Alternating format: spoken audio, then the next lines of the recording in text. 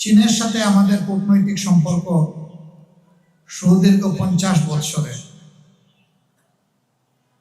1976 সালে চীন বাংলাদেশকে আনুষ্ঠানিক স্বীকৃতি দেয়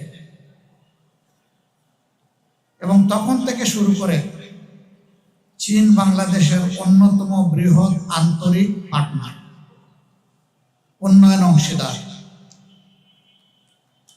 চীনের অংশীদারিত্বে বাংলাদেশে অনেক বড় বড় নিদর্শন গড়ে উঠেছে এবং তাদের বন্ধুত্বের নিদর্শন শুধু আজকের এই গ্যাদারিং না, আপনাদের পাশেই বড় একটা স্থাপনা আছে, চীন বাংলাদেশ মৈত্রী সম্মেলন কেন্দ্র। এটা পরিপূর্ণভাবে চীনের অর্থায়নে বাংলাদেশের জন্য উপহার।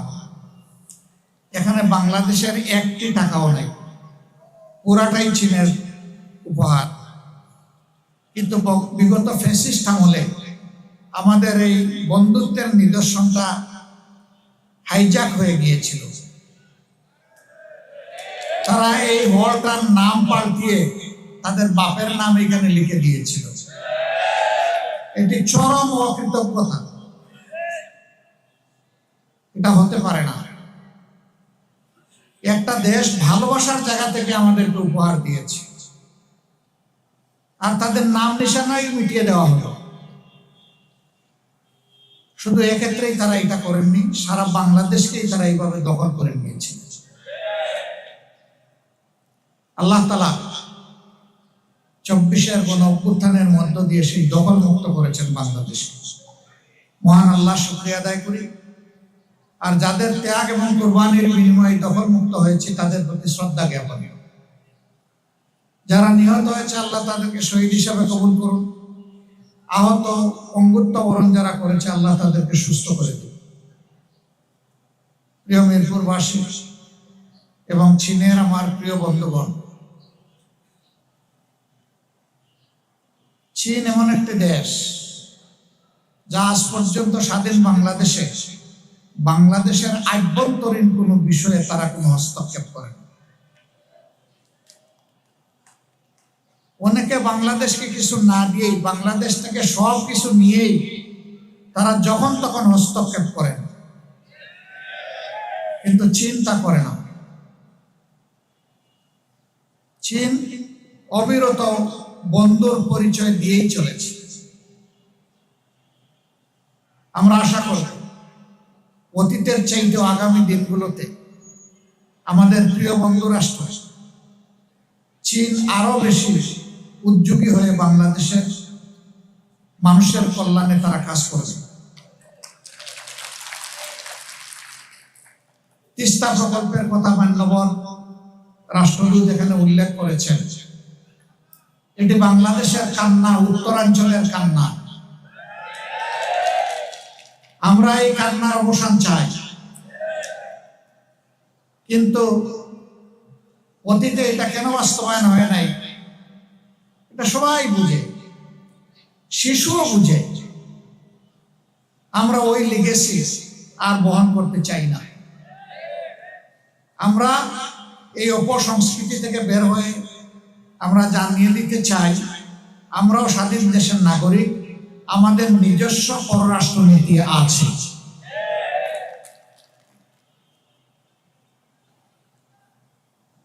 আমরা এই প্রকল্পকে শুধু সাপোর্ট করব না, এই প্রকল্প বাস্তবায়নে যদি আমাদের কিছু করার থাকে সেইটাও করব।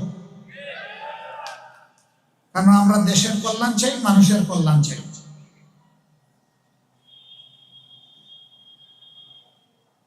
চায়না শুধু এই ক্ষেত্রে না, ইতিমধ্যে শুনেছেন 1000 বেডের 2টা হাসপাতাল করার সিদ্ধান্ত তারা নিয়েছে। এর পাশাপাশি ঢাকা বিশ্ববিদ্যালয় স্টুডেন্টদের জন্য বিশাল একটা হল নির্মাণ করে দেওয়ার ঘোষণা এবং বাজেট ইতিমধ্যে তারা বরাদ্দ করেছে। এগুলোই তো বন্ধুত্বের নিদর্শন। তারা কথায় চিড়া ভিজাতে চান না, তারা দুধ দিয়ে চিড়া ভিজিয়ে দেখিয়েছেন চিড়া এইভাবে ভিজাতে হয়। আমরা আশা করব আমাদের অন্যান্য বন্ধু রাষ্ট্র এইভাবে এগিয়ে আসবে এবং যার যার কর্মকাণ্ডই প্রমাণ করবে কে আমাদের সত্যিকারের বন্ধু। আমরা সারা দুনিয়ার সভ্য সমস্ত দেশের সাথে বন্ধুত্বপূর্ণ সম্পর্ক আমরা রক্ষা করতে চাই, কিন্তু একটা কথা খুবই পরিষ্কার, আমাদের ঘাড়ের উপর আমরা কারো আধিপত্য মেনে নেব না। অত্যাচার নেওয়া হয়েছে, এই বোঝা আমরা ফেলে দিয়েছি, এই বোঝা জাতি আর নিজের ঘাড়ে উঠাবে না। আমাদের যুব সমাজ একদম এটা সহ্য করবে না। তারা বুক উঁচু করে বাঁচতে চায়, বিশ্বের বুকে পরিচয় দিতে চায় আমি একজন গর্বিত বাংলাদেশী। আজকে যে বিদ্যালয়ের মাঠে আমরা এই অনুষ্ঠান করছি, আমি বিদ্যালয় কর্তৃপক্ষকেও আন্তরিক ধন্যবাদ জ্ঞাপন করছি, তারা আমাদেরকে সুযোগ করে দিয়েছেন। প্রিয় বন্ধু অ্যাম্বাসেডর ইয়াহিয়ানকে আমি অনুরোধ করব, তিনি বন্ধুত্বের নিদর্শন হিসেবে আজকে যে মাঠে এসেছেন, যে প্রতিষ্ঠানের মাঠে, এখানে তিনি কোয়ালিটি একটা উপহার দেবেন। এটা হবে শিক্ষা বিকাশের জন্য, আমাদের সন্তানদের জন্য। সেটা তিনি কি করবেন, প্রয়োজনে আমরা তার সাথে পরামর্শ করব, বিদ্যালয় কর্তৃপক্ষ পরামর্শ করবে, করে শিক্ষার উন্নয়নে একটা উদাহরণ সৃষ্টিকারী কিছু করার জন্য আমি তাকে আন্তরিকভাবে আহ্বান জানাই। তিনি এটা করতে বাধ্য নন তার সরকারের পক্ষ থেকে, কিন্তু তিনি যে আমাদের বন্ধু, এই বন্ধুত্বের জায়গা থেকেই আমাদের সমাজের চোখ খুলে দেওয়ার জন্য আমি আশা করব যে এই শুভ উদ্যোগটা তিনি গ্রহণ করবেন তার সরকারের সহযোগিতা নিয়ে। অন্তত পাইলট প্রজেক্ট হিসাবে একটা জায়গায় যদি সেই উদাহরণ সৃষ্টি করা হয়, তাহলে বাকি বিদ্যালয়গুলো এখান থেকে উপকৃত হবে।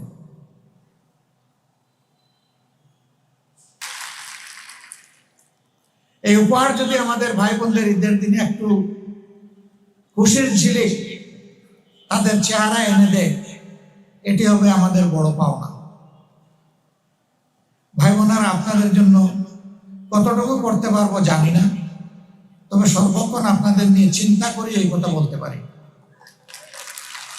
আপনাদের কল্যাণে চিন্তা করি।